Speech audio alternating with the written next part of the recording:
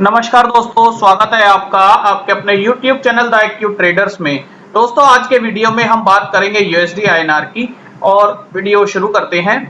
तो दोस्तों, ये डॉलर इंडेक्स का चार्ट है, वीकली चार्ट है। इस चार्ट में हम देख रहे हैं कि डॉलर इंडेक्स लास्ट मूवमेंट जो 104 के बाद जो तेजी दिखा रहा था, वहां से थोड़ा सा कूल ऑफ होने लगा है। यानी डॉलर इंडेक्स भी अपने आप को तेजी की तरफ ले जाने में थोड़ा बहुत रेजिस्टेंस फेस कर रहा है, रेजिस्टेंस फील कर रहा है। तो दोस्तों, इसका बेनिफिट हमें यूएसडी आईएनआर में ये देखने को मिल रहा है कि जैसा कि डॉलर इंडेक्स अपने आप को 104 के ऊपर ले जाने में रेजिस्टेंस फील कर रहा है, तो ऐसा ही कुछ प्रेशर, ऐसा ही कुछ रेजिस्टेंस यहाँ यूएसडी आईएनआर में 77.8 के ऊपर जाने में फील हो रहा है। तो 78 का लेवल हम मान सकते हैं। 77.8 से 78 का जो जोन है वो एक सप्लाई का जोन बनकर सामने नजर आता है। हालांकि इस जोन के अंदर हमें एक इंडिकेशन मिलता है कि यहाँ बहुत हैवी सेलिंग बार बार की जा रही है। जैसा कि यदि हम डेली चार्ट में देखना चाहें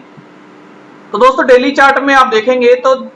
यहाँ एक हैवी सेलिंग जो हमने लास्ट वीडियो में भी बताने की कोशिश की थी कि की जा रही है, उसके बाद दोस्तों फिर से ये गैप अप कर जाता है। यानी जब हमारा बाजार बंद हो जाता है, जब हमारे जो ट्रेडर्स हैं, हमारे जो इंस्टीट्यूशनल ट्रेडर्स हैं, बैंक्स हैं, जब वो अपनी पोजीशंस को क्लोज कर लेते हैं, जब वो ट्रेड नहीं कर पाते, तो ग्लोबल इवेंट्स की वजह से, ग्लोबल फैक्टर्स की वजह से फिर यूएसडी आईएनआर तेज गैप अप खुलता है। गैप अप खुलने के बाद जब हमारे ट्रेडर्स का इंटरवेंशन शुरू होता है, हमारे प्लेयर्स का इंटरवेंशन शुरू होता है, तो यूएसडी आईएनआर को फिर धीरे धीरे करके नीचे लाया जाता है। लेकिन उसके बाद फिर ये तेजी की तरफ निकल जाता है, फिर ये गैप अप कर जाता है। तो दोस्तों, ऐसा कुछ रुझान हमें ग्लोबल इवेंट्स की वजह से देखने को मिला। इसका मतलब ये हुआ कि ये जो जोन है 77.8 से 78 का जो जोन है, अभी इसके ऊपर यूएसडी आईएनआर को ले जाने में हमारे जो बैंक्स हैं या जो हमारे जो इंस्टीट्यूशंस हैं वो कंफर्टेबल नहीं है। कह सकते हैं आरबीआई अभी कंफर्टेबल नहीं है 77.8 से 78 के जोन से इसे ऊपर ले जाने में। तो दोस्तों, अगर वो कंफर्टेबल नहीं है तो क्योंकि ग्लोबल इवेंट्स की वजह से इसमें जो डिमांड डॉलर की क्रिएट होती है, उसे रोकने के लिए यहाँ डॉलर की सप्लाई दी जाती है और उसकी वजह से कोशिश की जाती है कि आईएनआर को नीचे की तरफ लाया जाए। हालांकि इसका ये बिल्कुल मतलब नहीं है कि यूएसडी आईएनआर 78 के ऊपर नहीं जा सकता। दोस्तों, बिल्कुल जा सकता है, लेकिन यहाँ अभी फिलहाल के लिए कोशिश की जा रही है कि इसे यहाँ रोका जाए। तो दोस्तों, जैसे जैसे ग्लोबल इवेंट्स में जो भी तेजी है डॉलर की, यदि वो कूल ऑफ होती है, तो उसका बेनिफिट हमें यूएसडी आईएनआर में भी देखने को मिलेगा और यूएसडी आईएनआर नीचे की तरफ हमें जाता हुआ दिख सकता है। अब दोस्तों, प्राइस एक्शन की बात करें तो यहाँ एक राइजिंग वेज हमें देखने को मिल रहा है। राइजिंग वेज अगर आप देखेंगे तो वो कुछ इस तरीके से बनता है कि इसमें जो राइजिंग वेज में जो हायर हाई होते हैं, वो higher high momentum point of view से छोटे बनते चले जाते हैं और लोअर लो जो है लोअर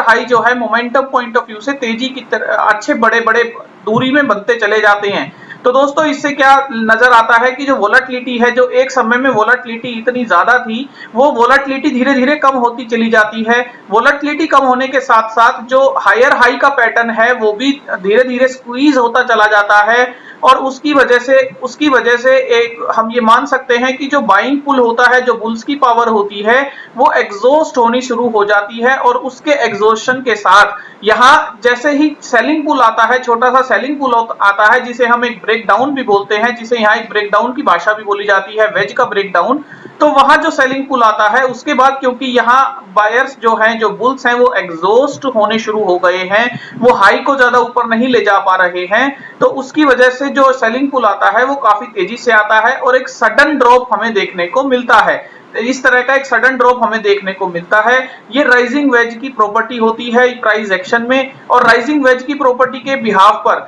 यदि हम यूएसडी आईएनआर में देखें तो यहाँ भी कुछ इस तरीके का पैटर्न हमें बनता हुआ नजर आता है कि जो हायर हाई बन रहे हैं वो कम बन रहे हैं, लेकिन लोअर हाई जो है ऊपर की तरफ जा रहे हैं। तो यहाँ कहीं 77.8 या 78 के लेवल्स के आसपास यहाँ कहीं आपको एग्जॉस्शन नजर आता है बुल्स का। तो यहाँ हमें एक तेजी से फॉल भी देखने को मिल सकता है। पर दोस्तों, ये जो फॉल रहेगा ये purely indicative of global events, जिसमें डॉलर का कूल ऑफ होना काफी जरूरी है, उस तरीके का रहेगा। तो दोस्तों, हमें बिल्कुल नजर रखनी चाहिए कि डॉलर किस तरीके से बिहेव करता है आने वाले दिनों में और उसकी वजह से ही यूएसडी आईएनआर में हमें यहाँ एक डिमांड का पुल या हमें एक सेल ऑफ। तो दोस्तों, डेटा के पॉइंट ऑफ व्यू से यदि हम बात करें तो ये यूएसडी आईएनआर का फ्यूचर्स का डेटा है और फ्यूचर्स के डेटा में भी आप देख सकते हैं कि यहाँ यूएसडी आईएनआर हाई जो है वो 77.8 के आसपास तक बना पा रहा है, लेकिन नीचे की तरफ ये 77.5 के आसपास से ही बाउंस कर जाता है। यानी 77.5 के नीचे जाने में भी ये अभी कंफर्ट फील नहीं कर रहा, वहां इसमें फिर से एक डिमांड क्रिएट हो जाती है यूएसडी आईएनआर में। और दोस्तों ये अपने जो वीवैप है वो भी हायर साइड में ही ट्रेड कर रहा है, ऊपर की तरफ ट्रेड कर रहा है। तो दोस्तों ये तो यूएसडी आईएनआर का फ्यूचर्स का डेटा है जो इंडिकेटिव है कि फ्यूचर्स में ओआई का एडिशन अभी फिलहाल हुआ है 19 तारीख को, और 19 तारीख को ओआई के एडिशन के साथ यूएसडी आईएनआर अभी 77.5 का रेजिस्टेंस 5 पर भी सपोर्ट क्रिएट कर रहा है, उससे नीचे भी नहीं जा पा रहा है। तो दोस्तों यहाँ ऑप्शंस में यदि देखना चाहें तो अगर हम 78 की बात करें, अभी हम 78 की बात करते हैं, रेजिस्टेंस देखने की कोशिश करते हैं, तो यहाँ 3,23,000 का रेजिस्टेंस अभी क्रिएट हुआ है, जो कि अपने आप में एक बहुत बड़ा नंबर है। लास्ट ट्रेडिंग सेशन में एक रेजिस्टेंस अच्छा क्रिएट किया गया है, तो उससे एक अनुमान लगाया जा सकता है कि यूएसडी आईएनआर अभी फिलहाल 78 का लेवल नहीं तोड़ेगा और 78 का लेवल अभी ये सपोर्ट, अभी ये रेस्पेक्ट करेगा। नीचे की तरफ दोस्तों 77.5 पर भी आप देखेंगे तो पुट राइटर्स एग्रेसिवली पोजीशन को ऐड कर रहे हैं, जो फिर से क्लियर इंडिकेशन देता है कि पुट में पोजीशंस का एडिशन किया जा रहा है। पुट में जो सपोर्ट है वो ऊपर की तरफ शिफ्ट किया जा रहा है, यूएसडी आईएनआर अभी नीचे जाने के मूड में बिल्कुल भी नजर नहीं आ रहा। दोस्तों अगर अगली एक्सपायरी का डेटा आप देखना चाहें, अगली एक्सपायरी में क्या डेवलपमेंट हो रहा है, तो उसमें भी आप देख सकते हैं कि अभी जो कॉल साइड में है रेजिस्टेंस दिखाया जा रहा है, पुट साइड में जो डेटा है वो comparative equivalent point of view से चल रहा है, मतलब धीरे धीरे सभी पुट्स में, सभी लेवल की पुट्स में पोजीशन को ऐड किया जा रहा है, जैसा कि 77.5, 77.25, 77, तो धीरे धीरे सभी पुट्स में पोजीशंस को ऐड किया जा रहा है। हालांकि कॉल साइड में एग्रेसिवली 78 पर ही डेटा हमें देखने को मिल रहा है। अब दोस्तों एक छोटी सी स्ट्रेटेजी, एक छोटा सा पॉइंट मैं आपको बता के ये वीडियो खत्म करना चाहूंगा कि यदि आप फ्यूचर्स को सेल करते हैं, नेकेड सेल करते हैं, हालांकि नेकेड सेल करने की मैं बिल्कुल सलाह नहीं देता, मैं बिल्कुल नहीं बताता, लेकिन आप हेज लेके ही अपनी पोजीशन बनाइए। लेकिन अगर आप फिर भी नेकेड सेल करते हैं, आप स्ट्रेटजीज डेवलप करते हैं, तो दोस्तों उसमें मेरा एक व्यू ये रहता है कि आप जब भी नेकेड सेल करते हैं तो आप फ्यूचर्स की जगह आप इन द मनी 25 पैसा या 50 पैसे की कॉल को राइट कर दीजिए, तो और वो भी नेक्स्ट मंथ की कर दीजिए। उससे होता क्या है, जैसे नेक्स्ट मंथ की 28 जून की